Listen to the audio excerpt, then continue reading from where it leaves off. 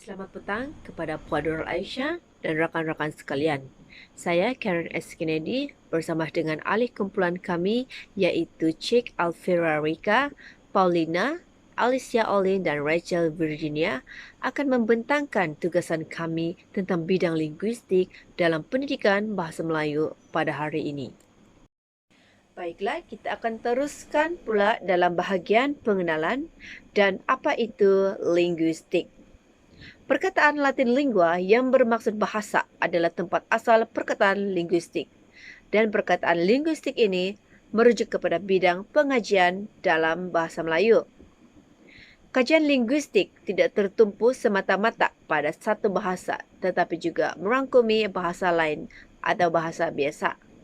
Di samping itu, kajian linguistik memberi tumpuan kepada bahasa rasmi dunia atau bahasa. Seterusnya, kita pergi pula kepada bidang linguistik dan sifat-sifat bahasa. Terdapat 5 bidang linguistik, yaitu yang pertama linguistik am. Dan linguistik ini memberi tumpuan kepada asas teori linguistik secara keseluruhan. Yang kedua yaitu linguistik gunaan. Ia menggabungkan bahasa dengan psikologi, pendidikan dan pembelajaran. Yang ketiga yaitu linguistik sejarah. Penyiasatan linguistik ini melihat bagaimana penggunaan bahasa berkembang dari semasa ke semasa.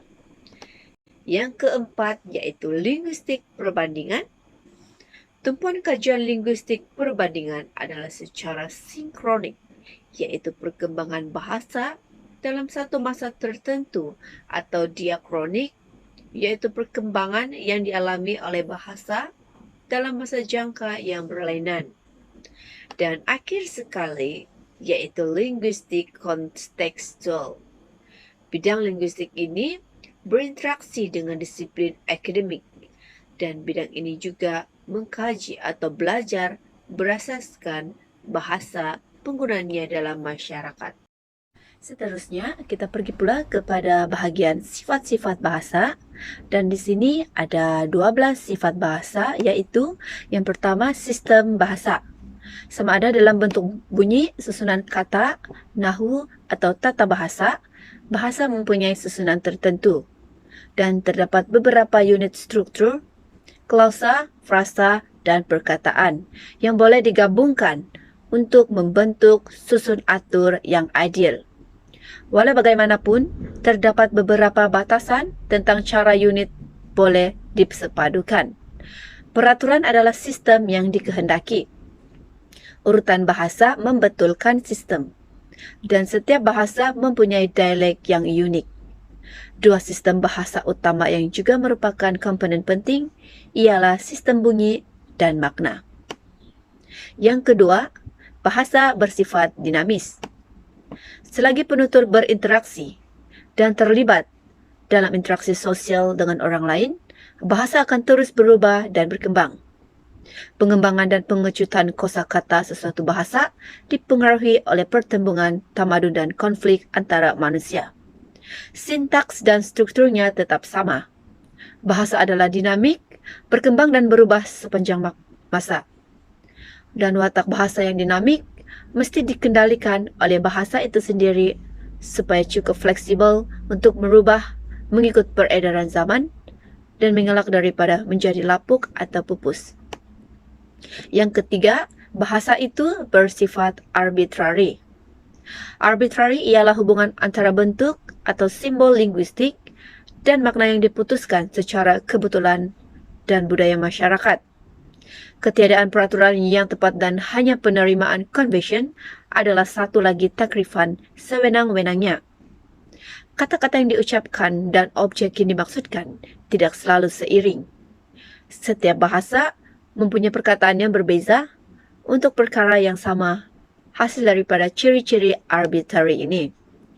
Yang keempat, menggunakan bahasa untuk komunikasi.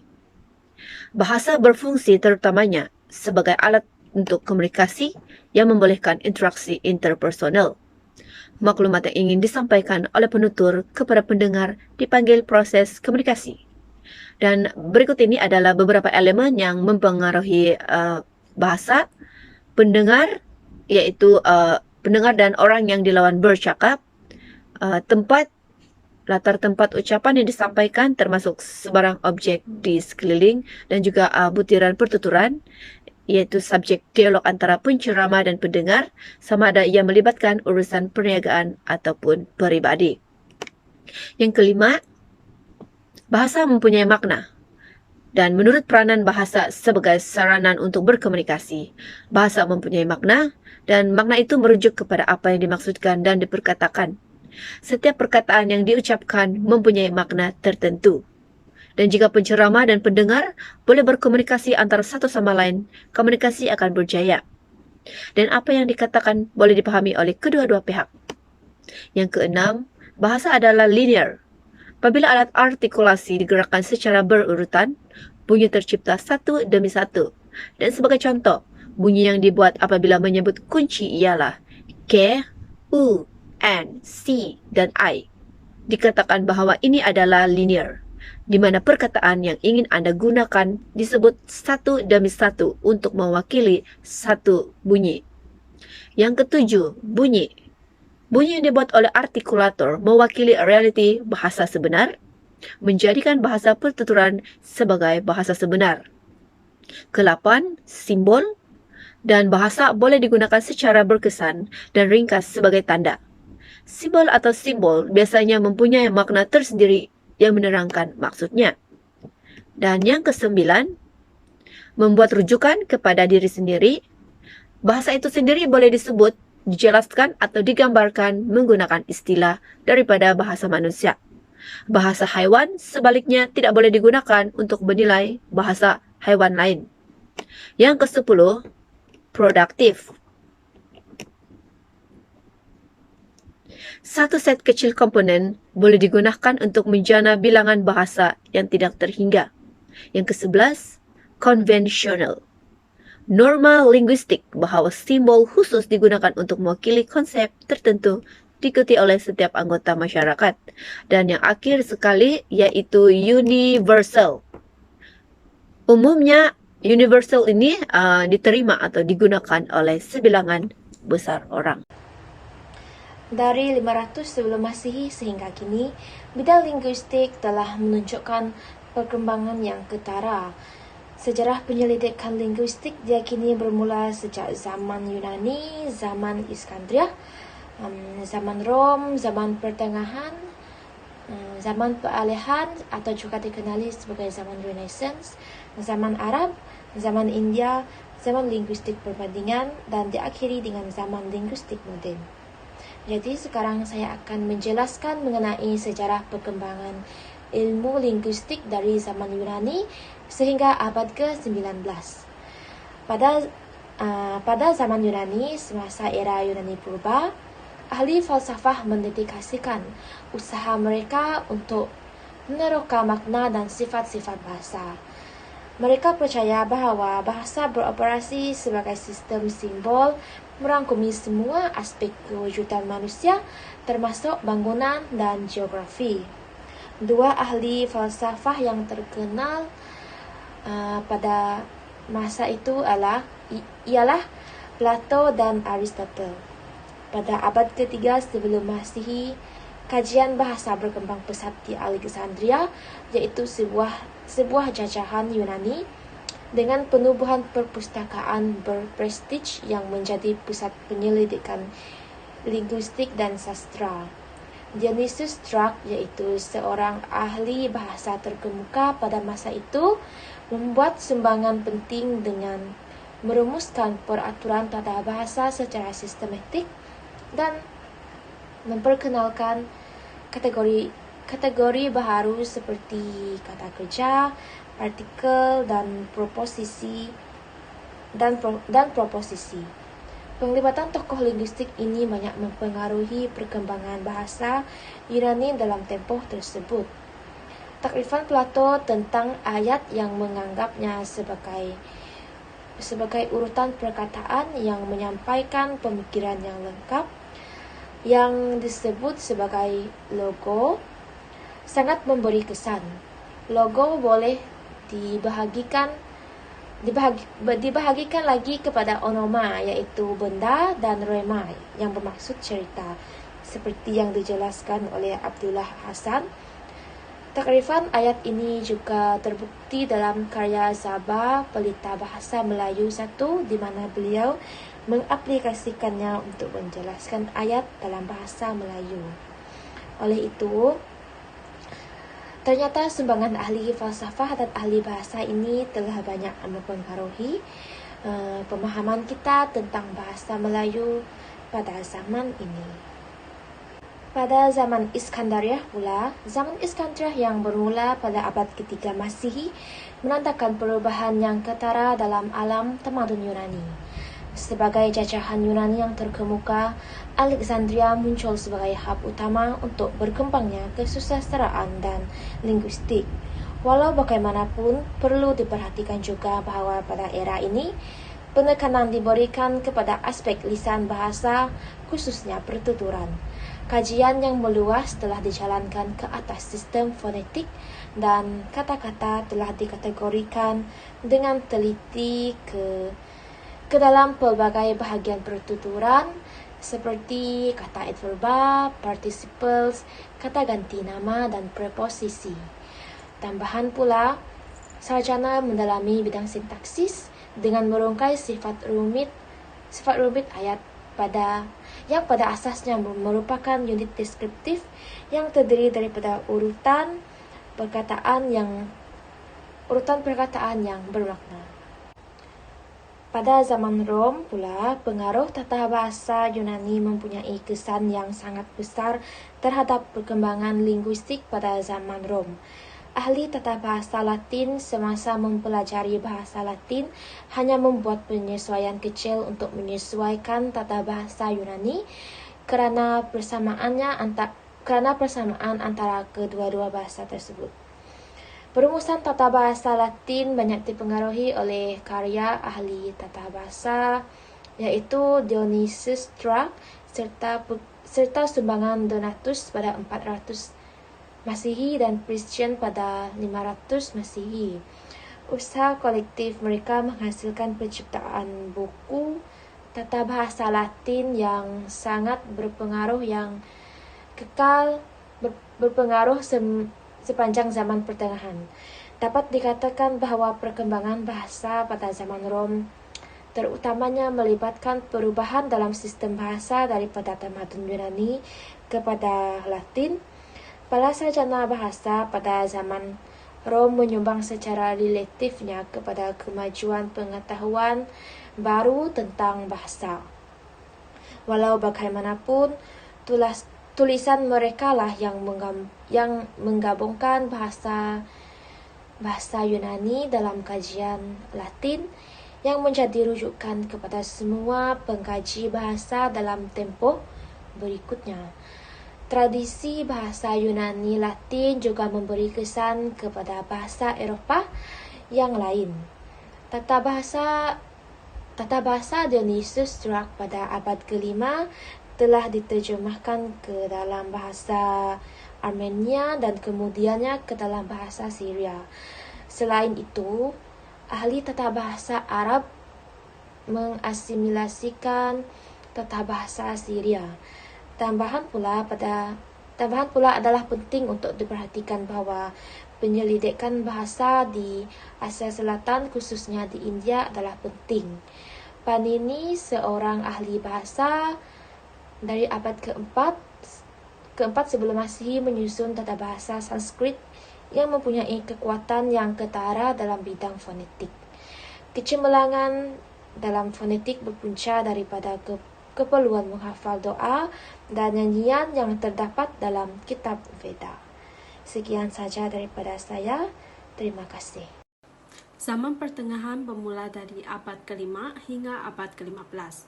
Zaman ini mendapatkan jurang antara linguistik klasik dan moden, terutamanya teori bahasa. Ciri penting dalam tempoh ini juga ialah penumbuhan pendidikan Latin bagi para sarjana. Perbincangan bahasa juga diketuai oleh golongan mediste dan spekulatif. Mediste menekankan sematik yang melihat transformasi pemikiran dan ujaran adalah kunci bagi analisis bahasa. Manakala spekulatif pula berpendapat perkataan tidak langsung mewakili rujukan tetapi menggambarkan sesuatu melalui bentuk dan tindakan. Oleh itu, sejarah linguistik zaman pertengahan meletakkan asas untuk kemajuan linguistik masa hadapan. Seterusnya, zaman India bermula pada kajian bahasa Sanskrit, iaitu di dalam kitab Rigveda. Bahasa Sanskrit digunakan sebagai ucapan doa dalam buku kitab Veda dan bunyi bahasa ini dipelajari oleh penganut agama Hindu. Abjad Brahmin juga digunakan pada abad ke-5 dan 48 huruf telah diolah dalam bahasa Sanskrit melalui penyerapan epimis. Kearifan mereka mempelajari sebutan dan susunan rumus berjaya mempengaruhi kajian di Eropah dan dijadikan pendoman oleh beberapa tokoh barat. Oleh itu, perkembangan ilmu linguistik pada zaman India dikatakan lebih maju daripada zaman Yunani. Selepas itu, perkembangan ilmu linguistik zaman Arab bermula di Baghdad, Irak, yang diperluaskan oleh tokoh sarjana Islam iaitu Al-Masri, Al-Khalil dan lain-lain. Zaman Arab telah merakumi fonetik bahasa Arab yang lengkap. Dengan itu, mereka berjaya menghasilkan sebutan ayat-ayat Al-Quran yang tepat. Malah, kerajinan mereka dalam bidang leksikografi membantu mereka menerbitkan kamus bahasa Arab. Oleh itu, ilmu linguistik berkembang pesat pada zaman Arab. Akhir sekali, linguistik perbandingan yang merupakan permulaan kepada linguistik moden pada abad ke-19. Kemerosotan bahasa Latin juga dikaitkan sepanjang linguistik perbandingan ini. Tumpuan ahli bahasa juga ketika ini adalah memahami bahasa sebagai komponen intrinsik warisan budaya, hubungan kekeluargaan dan bahasa ibunda. Tokoh terkemuka Kerash menyatakan perbandingan bahasa dalam menentukan hubungan antara bahasa yang berbeza dan pemisahan sepadan geografi yang menjadi teras era ini. Oleh itu, era ini dikenali sebagai pemeriksaan mendalam terhadap berbagai bahasa, memberi penerangan tentang perkembangan sejarah dan kesaling hubungan mereka kerana terdapat persamaan menarik antara bahasa Sanskrit dan bahasa Eropah yang dikenali sebagai Indo-Eropah. Itu saja daripada saya. Terima kasih. Pemerolehan bahasa merupakan proses di mana manusia mempunyai keupayaan mengamati dan memahami bahasa, kemudian menghasilkan serta menggunakan perkataan dan ayat untuk berkomunikasi. Kebolehan untuk berfikir dan berbahasa adalah ciri utama yang membezakan antara manusia dengan makhluk-makhluk yang lain. Oleh itu, bahasa sangat penting kerana manusia boleh berkomunikasi untuk berhubung dan menyampaikan buah fikiran. Bahasa boleh dibunyikan dalam pertuturan harian kita, dan bukan itu sahaja keupayaan bahasa manusia diwakilkan dalam otak. Walau bagaimanapun, terdapat beberapa pemikiran atau teori yang berbeza mengenai pemerolehan bahasa seperti teori behaviorisme, teori kognitif, teori mentalis dan juga teori interactionalisme. Di behaviorisme, tokoh-tokoh yang mempelopori dan mengkaji teori ini ialah Skinner, Thorndike dan Pavlov. Ahli-ahli pemikir teori ini berpendapat bahawa kanak-kanak mempelajari bahasa melalui peniruan. Kanak-kanak mendengar sebutan orang dewasa dan cuba meniru atau menyebut perkataan yang didengar. Kemudian peniruan semakin tepat seperti bahasa orang tua dan lama-kelamaan kanak-kanak berjaya bercakap seperti orang dewasa. Menurut seseorang tokoh iaitu Skinner, kanak-kanak disifatkan sebagai manusia yang dilahirkan tanpa bahasa. Pembelajaran bahasa berlaku apabila ibu bapa atau ahli keluarga mengajar kanak-kanak bercakap serta memberikan galakan dengan memberi ganjaran setiap kali kanak-kanak dapat meniru atau menyebut perkataan yang diajar dengan betul. Ganjaran yang diberi adalah untuk mengukuhkan sesuatu pelakuan bahasa yang betul yang berjaya dilakukan oleh kanak-kanak. Terdapat beberapa ganjaran yang diberikan untuk merangsang kanak-kanak bercakap seperti kata pujian pandai, senyuman, ciuman, tepuk tangan, dan pelukan. Ganjaran ini juga dapat menggalakkan kanak-kanak berlatih menggunakan sebutan yang seterusnya. Oleh itu, pendekatan behaviorisme ini telah berjaya memperkembangkan teori-teori yang lain. Hal ini dapat meningkatkan lagi kemahiran bahasa dalam kalangan kanak-kanak, terutamanya kanak-kanak yang mengalami masalah bahasa. Untuk teori kognitif, ciri-ciri teori kognitif ialah bahasa dihasilkan melalui proses mental. Kanak-kanak boleh merumuskan bahasa berdasarkan keupayaan semula jadi yang berlaku secara biologi dan perkembangan bahasa kanak-kanak mengikut aspek-aspek yang dikuasai. Selain itu, pembelajaran berlaku secara tidak formal. Penguasaan bahasa berdasarkan logik dan boleh difahami kerana mempunyai makna. Bukan itu sahaja, pembelajaran bahasa tidak melalui kebiasaan, ulangan dan latih tubi. Pembelajaran bahasa juga mempunyai struktur luaran dan dalaman serta berfikir dahulu sebelum mengungkapkan sesuatu ungkapan. Piaget berpendapat bahawa perkembangan kognitif kanak-kanak adalah berbeza dan berubah mengikut 4 peringkat, iaitu peringkat geria motor, untuk kanak-kanak yang berusia sifar ke-2 tahun, praoperasi untuk kanak-kanak 2 hingga ke-7 tahun, operasi konkret pula untuk kanak-kanak yang berusia 7 ke 12 tahun, dan operasi formal pula untuk kanak-kanak selepas 12 tahun. Jean Piaget mengutarakan 4 konsep penting iaitu skema, asimilasi, akomodasi dan adaptasi. Skema merujuk pada potensi yang ada dalam diri manusia untuk melakukan sesuatu dengan cara tertentu. Contohnya kan, sewaktu dilahirkan bayi, telah dilengkapkan dengan beberapa gerakan pantulan yang dikenali sebagai skema seperti gerakan menghisap, memandang, mencapai, merasa, memegang serta menggerakkan tangan dan kaki. Skema yang ada pada bayi akan menentukan bagaimana bayi tersebut bertindak balas dengan persekitarnya. Asimilasi pula merupakan satu proses mengasimilasikan objek ataupun menyesuaikan objek yang baru diperolehi dengan skema yang sedia ada. Akomodasi pula merupakan satu proses di mana struktur kognitif mengalami perubahan. Dan konsep adaptasi pula mempunyai kewujudan di antara akomodasi dan asimilasi yang seimbang untuk disesuaikan dengan persekitaran. Tanpa pengalaman kanak-kanak dianggap tidak mampu mencapai tahap perkembangan kognitif yang tinggi. Hal ini kerana perubahan daripada satu peringkat ke satu peringkat seterusnya hanya akan berlaku apabila kanak-kanak mencapai tahap kematangan yang sesuai dan terdedah kepada pengalaman yang relevan. Metalis pula teori ini dipelopori oleh Chomsky dan rakan-rakannya pada tahun 1968 sebagai respon terhadap teori behaviorisme, iaitu teori yang pertama tadi. Kerana bagi mereka kurang bersetuju dengan teori tersebut. Menurut Chomsky, mustahil bagi seorang kanak-kanak menguasai bahasa pada tahap yang begitu kompleks dengan hanya mendengar bahasa daripada orang dewasa dan terus mengingatinya. Justru, Chomsky menyimpulkan bahawa bahasa merupakan suatu kemahiran yang semula jadi dalam setiap diri manusia. Bayi dilahirkan dengan kesediaan untuk belajar bahasa. Selain itu, Chomsky juga berpendapat bahawa bayi mempunyai mekanisme yang dikenali sebagai LAD.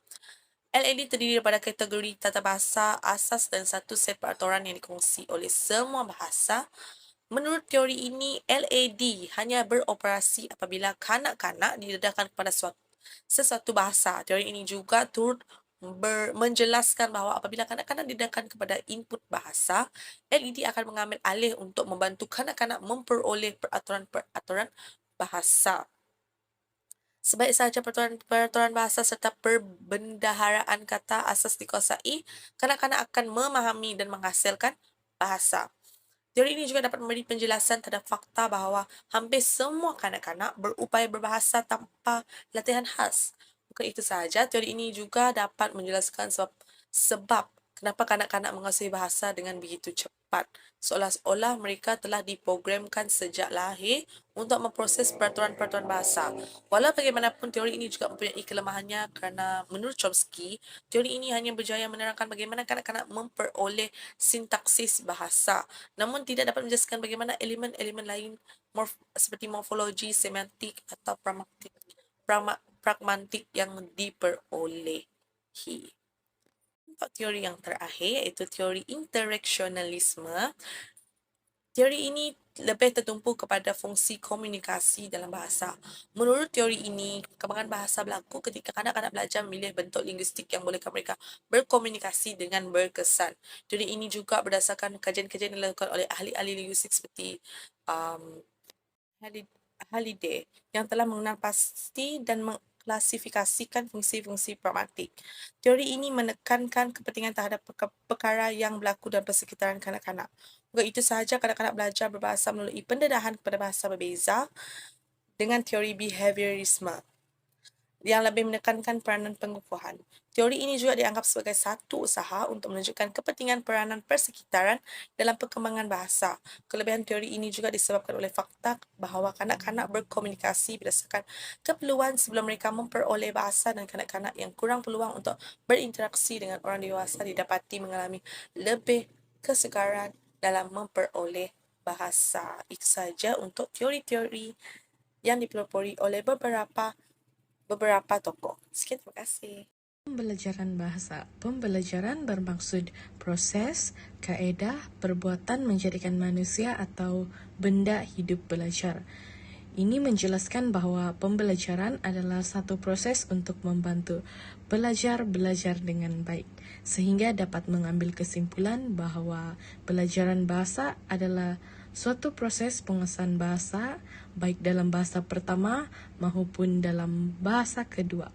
Proses penguasaan bahasa itu sendiri meliputi penguasaan secara natural, pemerolehan, dan secara formal, iaitu pembelajaran.